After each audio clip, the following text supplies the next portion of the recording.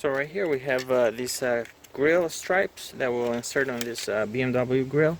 There's a couple ways to do this. There's the stripes that just stick right there, but we'd rather prefer these kind of inserts, because what happens, these will not come out, and then they're also lock on the back.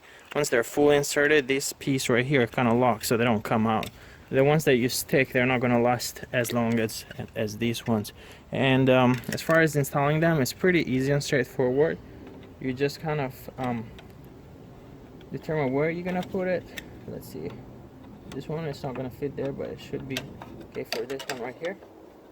So we'll start with the red. You just press it all the way, so you hear it lock in place. And see, even though it comes out a little bit, if you want to give it more a 3D effect, you can pull it out just a little bit. It's not gonna come all the way out, or you can just leave it all the way pushed far pushed in. The next one will you put this dark blue, and just keep in mind the curve here. It's more curved on top, so don't make the mistake we just did. So put that on top, and you can hear that click. The same thing, this is the last one. You just line it up